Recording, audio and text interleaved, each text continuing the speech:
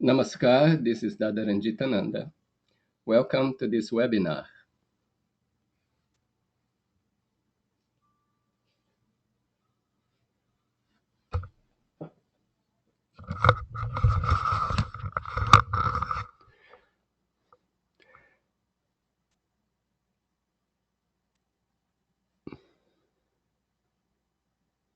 That is my name. I'm an acharya, which means a teacher, and I'm also an avaduta, which means a monk. But these are very long names, so you just can call me Dada. The webinar today will be a presentation, and then there'll be time for questions. You can type your questions in the webinar control panel. There is a place for questions.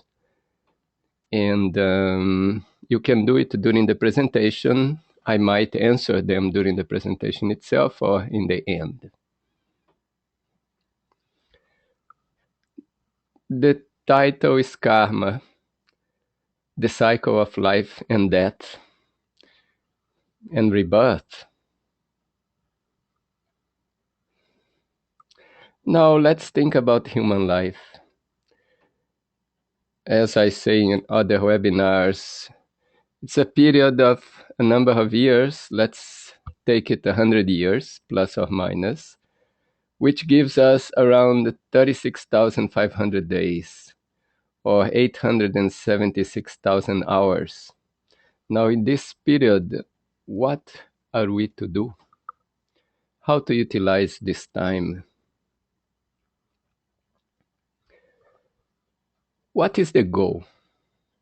One thing we know that everything we are doing, we are always searching for happiness. So let's say that the goal is happiness. And that we don't want happiness only for a few minutes, we want it always. Now we know there is death also, means after that period there is death. So what happens after death? Or even what is happening before death? Or what is happening before life?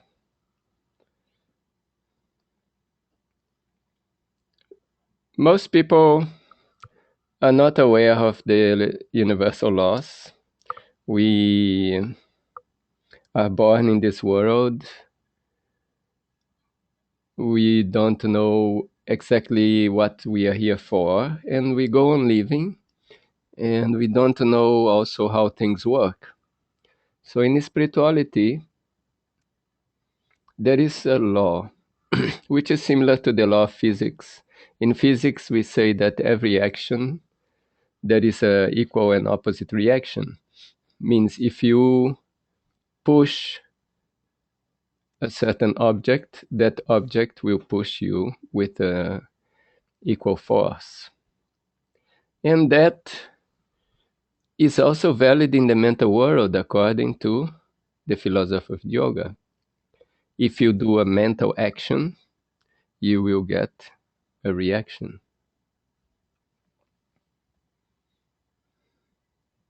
So this law of action and reaction is always happening. Let's try to understand it. The mind. Suppose the mind is in its original state. See, it's in a state of balance. Okay? And when we do an action, the mind is distorted. And the mind wants to go back. It wants to go back to its original state. So to go back, it will, let's say, suffer a reaction. When that happens, the mind is going back to its original state. So the action, when we do the action, there is a distortion. So how to remove the distortion? A reaction. So the reaction removes the distortion.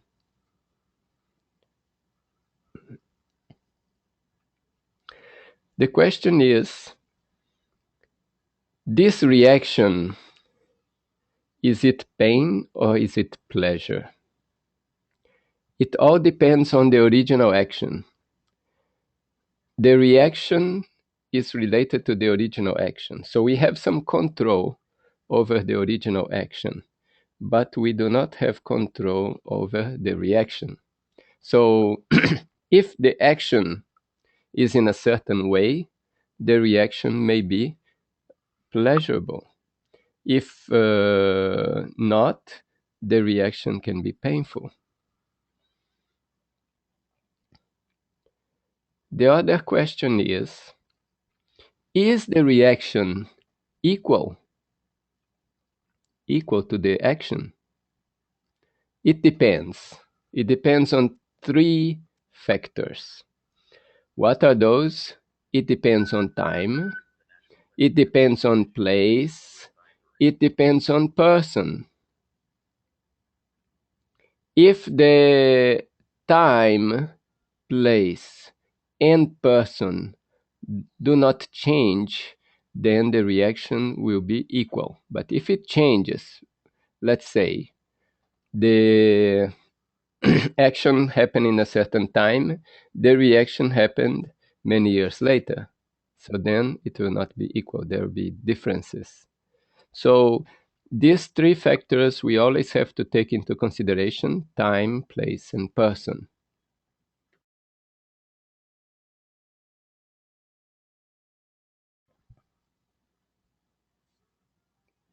Now I'm going to introduce another concept. The name of it in Sanskrit is samskara. Going back to our drawing, from E to G, we have the mind in its original state. But at E, what happened was there was an action, so there was a change in the mind. And instead of remaining EG, the mind went to the state EF, as you see in the figure. At this point, the mind wants to go back to its original state. So it wants to go back, but it has not yet done so. It means that the reaction has not yet happened. We call that samskara. It means a reaction in potential form, means it's about to happen but has not yet happened. So that is what we called in Sanskrit samskara.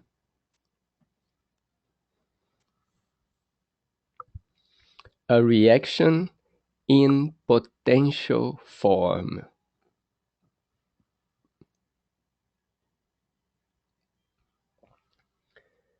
How samskaras work?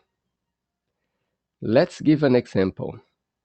Suppose we have a person called John, all right? According to his actions, his samskaras would be that at age 8, he would break an arm. At age 10, get a lot of money. At age 11, lose his father. The samskara would be the equivalent mental pain or pleasure of one of those actions. It means that at age 8, he is supposed to feel the equivalent pain to breaking an arm. At age 10, he's supposed to feel the original, let's say, pleasure of getting a lot of money. And at age 11, he was supposed to feel the amount of pain of losing a father. So at these three ages, 8, 10, and 11, he's supposed to experience the pain or the pleasure of those actions. So the equivalent in mental measure, it does not mean that it's going to happen exactly like that. But it means that he is going to experience the equivalent in mental pain or mental pleasure.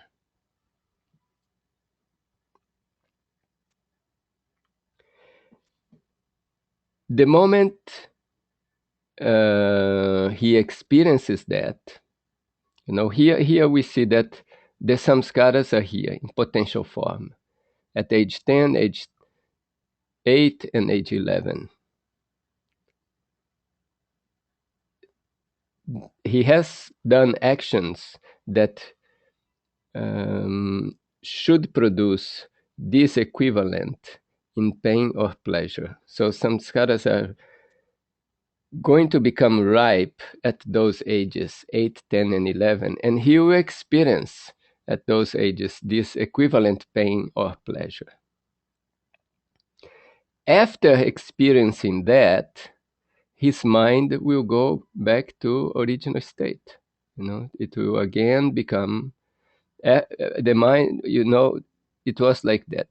There were the different, let's say, samskaras were there, or different actions were done. The different samskara were there.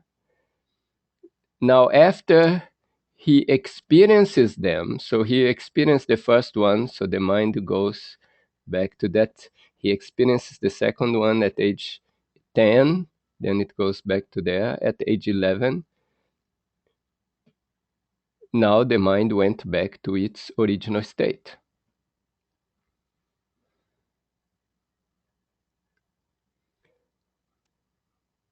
The form of suffering, the samskaras, if it's going to be breaking an arm or just breaking a leg or something like that, the form of suffering can change, but the equivalent in mental pain or mental pleasure remains.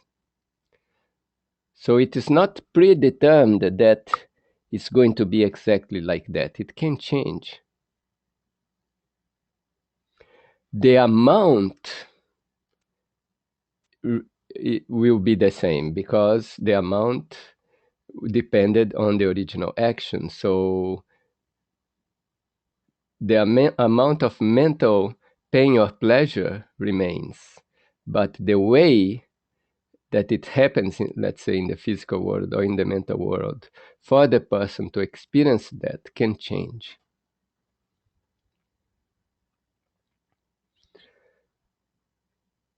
Therefore, we don't really know what will be the actual reaction for a particular action. We can do the action, we have some control over the action, but no control over the reaction. If I will steal $100, it is not said that somebody will steal $100 from me. What will happen is, when I stole the $100, I caused a certain pain. I don't think I caused pleasure. I mean, I caused a certain pain, and that is what is going to determine the reaction. The amount of pain that I caused will be what I have to experience later on. It doesn't mean that it will be just somebody take $100 from me. It could be something much different. So how to measure it? Okay, let's recapitulate a little bit. So what is samskara? Samskara is the reaction in potential form. It means the reaction has not yet happened. The action has been done. It's finished. Action is done, but reaction did not happen yet. So that reaction that didn't happen, reaction in potential form, is the samskara. How this samskara is it equal to the action?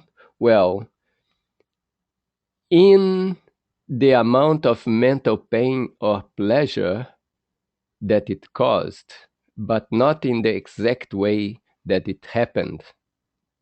Because suppose somebody in many years ago got hurt with a certain type of instrument. Today they don't use that instrument anymore. So it means the samskara will not happen? No. What happens is whatever was experienced on that time, measuring it in the mind, in the mental pain or pleasure that was experienced, that is what's going to remain as samskara and need an opportunity to be expressed. But the law of action and reaction is such that one will have to experience the result of every action. So we will have to go through the result of every action that we have done. Every time we are doing an action, we are accumulating a reaction. And eventually, we will have to express these reactions so that our mind goes back to a balanced state. Now, suppose we go all our life doing actions and getting reactions, and comes the moment of death. It means those 100 years finished and the body is not anymore in good condition, and death is there to take us. We did not exhaust all the samskaras, but death came. So what happens? Well, let's see here a diagram. We have here death. And we have here the question, have you exhausted all samskaras? If the answer is up here, yes, then the mind is liberated. Okay? The individual attains salvation or liberation. But if the answer is no, then we need a new chance. A new chance is a new body. We need a new body. And therefore, we are born again with a new body to be able to exhaust the remaining samskaras and then get liberation. The idea here is that everybody is going to continue their existence until one gets liberation. Of course, there are some philosophies that say that there is only this life. So you are born, you don't know from where, you start existing when you are born, and then when you die, you may go to some pleasurable place, which is called heaven, or to painful place called hell. Some philosophies say that. Other philosophies are like this. Okay, you didn't finish your work, have a new chance. It's like you are on a journey from one place to another, and you can go on a car until a certain point, and then you can change and take a plane. And with these different bodies, you are moving to reach your destination. In the same way, we have one body, this life, and if we didn't achieve liberation, we didn't finish all that the reactions that we accumulated, then we need another chance. Then comes the question, then what is life? Philosophically, life is defined as the parallelism between mind and body. So mind and body having the same wavelength, keeping a parallelism, that is life. If there is loss of parallelism, there is death. The loss of parallelism can happen in three cases. One, physical. The body is too old, cannot maintain itself anymore. the mind and the body lose the parallelism. There is a sickness in the body that hampers its functioning. The body cannot maintain the parallelism with the mind. There is that. Psychic. How is the psychic one? Suppose you hear a very bad news and it's a big shock. And that shock in the mind causes the mind to separate from the body. People may say, oh, the person had a heart attack, but basically many times is the mind has such a blow that it cannot keep its parallelism with the body, and there is death. What about this third one, the spiritual one? Here is somebody finish all the samskaras. There is nothing more to exhaust, nothing more to express. And one doesn't need the body anymore. One attains liberation and can leave the body. That's the third type or third cause of death.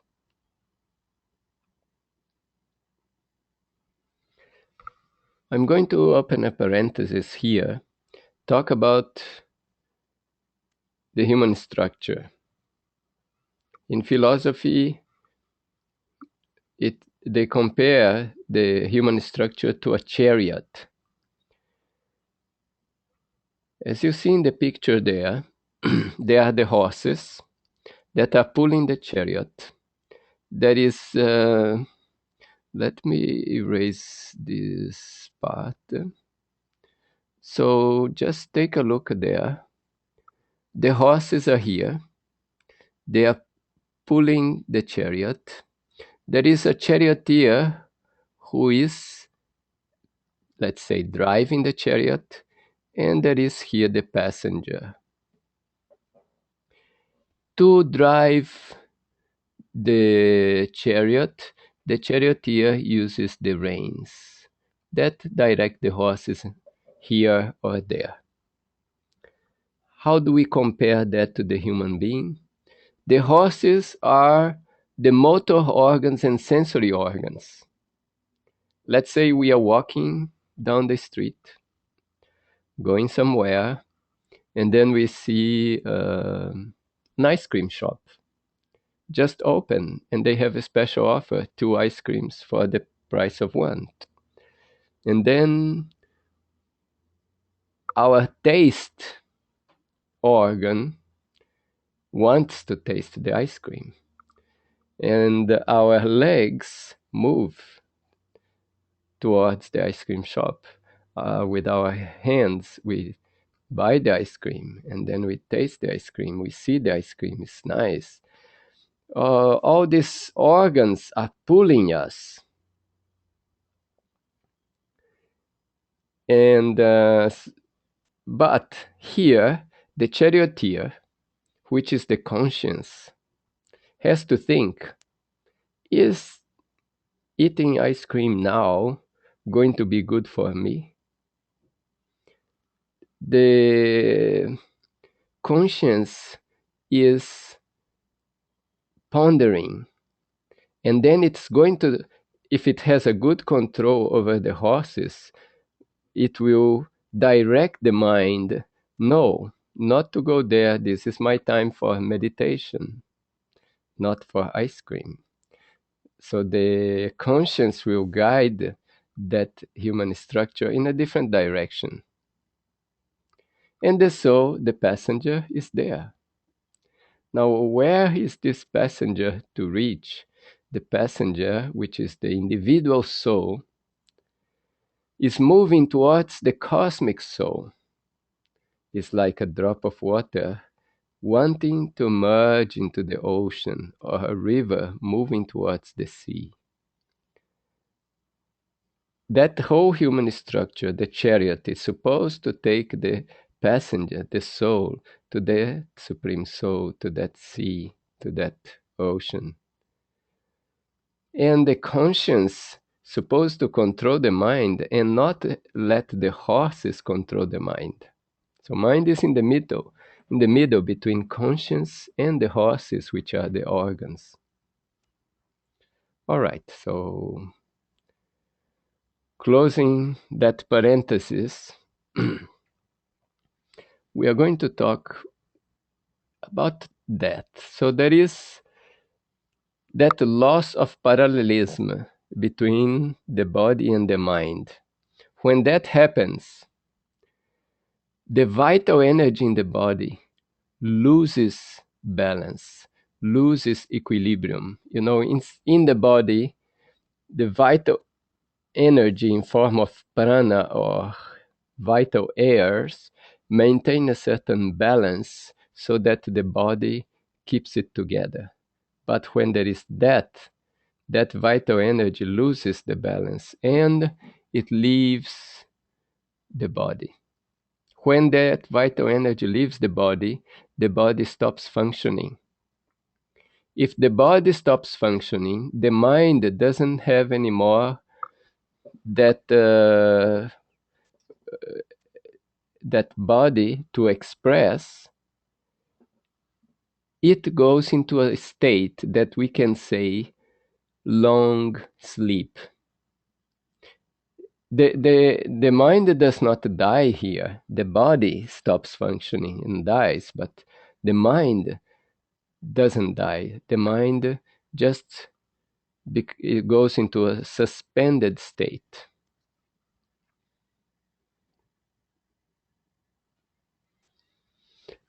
If the mind doesn't have the body, the external layers of the mind cannot function anymore. So what part of the mind that remains? The conscious mind doesn't remain because it becomes inactive. The subconscious also. It's the causal mind that remains with the samskaras, holding the samskaras. And of course, the soul is always there. The soul is the witnessing of that inactive mind. So the mind remains inactive but doesn't die and keeps the samskaras. So that mind holding the samskaras remains waiting for a new body. With a new body, it can express those samskaras and be free from those samskaras. So that is rebirth. The inactive mind will look for a new body. How? Based on the samskaras. A mind will want to be born or will be born in a certain country, in a certain family, in a certain situation because of the samskaras. It is the cosmic mind which will guide that inactive mind to find a new body. So the cosmic mind is the one. Okay, let's go back one. The cosmic mind is the one guiding the inactive mind to find a new body according to its samskaras.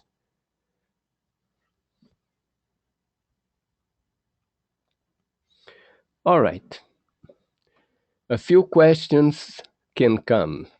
The first one will be, how long does the mind wait for a new body? There is nothing fixed there. Could be a short time, could be thousands of years. Then we can ask another question. Why or can one remember the past lives?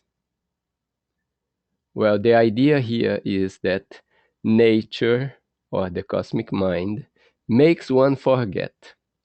Why? If we don't forget the past life, In our past life, we were maybe John, son of Mary. And in this life, we are Peter, son of Magdalena. We'll be like two personalities in one body. And imagine when you accumulate so many lives, you'll be so many personalities in one body. It will be very difficult to cope with all the problems we had in the past life and the problems we have in this new life. So what remains is only the samskara, means the amount of pain, of suffering that we have to suffer, but not the way. The way means all the actions that we did, we already forgot. Now the samskara is just that amount of pain or pleasure that we have to go through. Another question: does one feel pain at the time of death? Well, I mean, if you are shot, you can feel the pain of being shot, but that is when you are alive. That moment you feel the pain. But just leaving the body, like dying, is not. There is no pain or no pleasure, because usually we are feeling pain and pleasure either with our nerves or a mental pain and pleasure. Means we get something we like, we feel pleasure; we don't get it, we feel pain. Therefore, there is no feeling of pain and pleasure here at the time of death. Another question: what is heaven and hell, and what is hell? Is it that you go somewhere and everything is a pleasure, and you go somewhere and everything is painful? According to this philosophy, if that mind is in a suspended state, only having its samskaras, it's not really experiencing anything because it needs a body to experience it.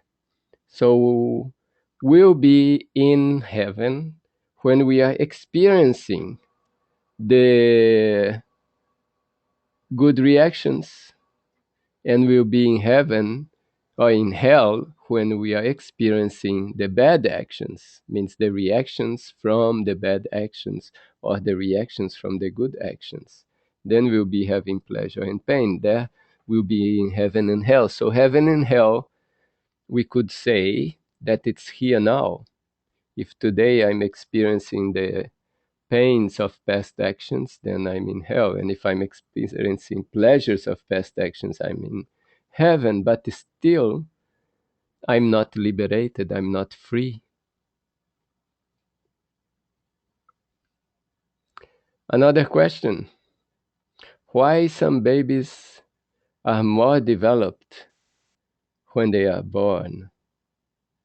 And the answer here is because of the samskaras that one has at the time one is born, means the samskara from the previous life. If somebody was a great musician in the previous life, most probably in this life, one will be a very good musician, because that kind of remains. And especially when one is a child, then one can remember things of past life. Okay. So this law of karma, or let's say this law of nature, is that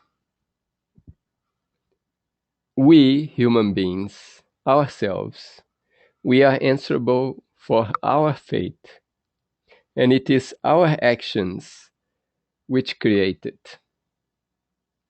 So we create our fate by our actions. And we are also the ones to experience the consequences of our actions.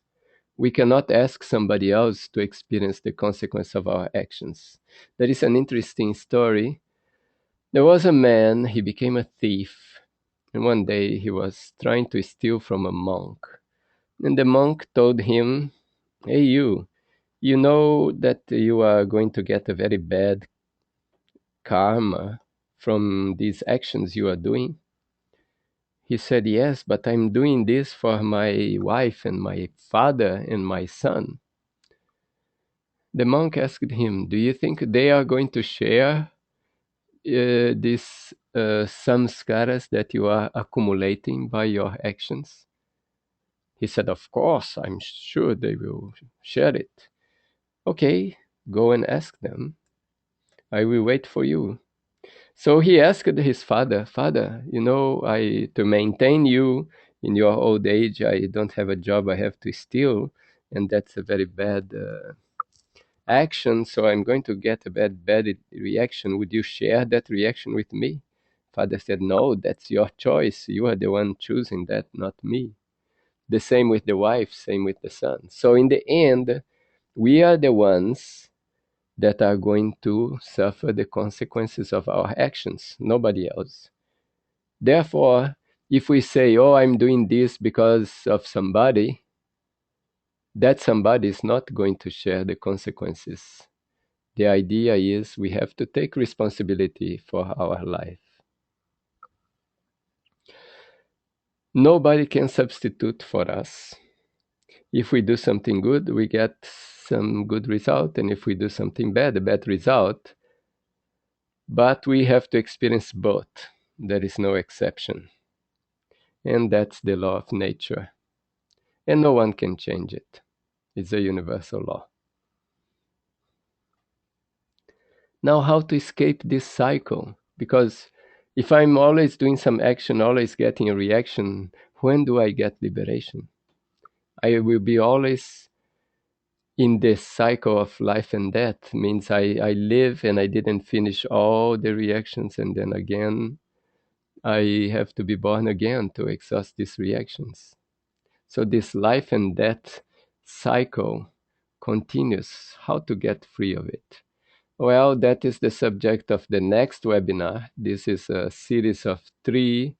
So on the next week, we are going to discuss that point. And for today, I just want to come to a summary of a few things we have seen today, and then I'll be open for your questions, so you can already think about questions, you can type them. We talked about a very important concept today. The title was karma, all right? And one very important concept we talked today is the concept of samskara. And what is this samskara? When we do an action, there will be a reaction. Until that reaction happens, it remains in potential form. It remains as a samskara. So a samskara is a reaction in potential form. It's there, ready to happen, waiting for the right moment, the right situation, but has not yet happened. The other point we saw, life, is a parallelism of body and mind. So the mind comes to a point, let's say there is going to be born, so that mind connects with a body that's conceived and is forming, so creates a parallelism and is born. That is life. If there is a problem with the mind or a problem with the body, can disturb that parallelism, there is death. A special situation of death is spiritual death, when we finish all the samskaras and we are free, we are liberated, so we don't need the body anymore.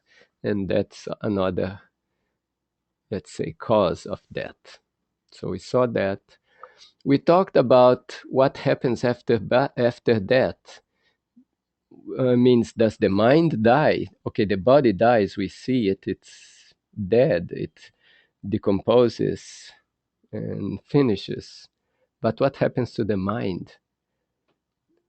According to this philosophy, the mind remains in a state of suspension, just like a long sleep, waiting for an opportunity to get a new body and again continue expressing its samskaras.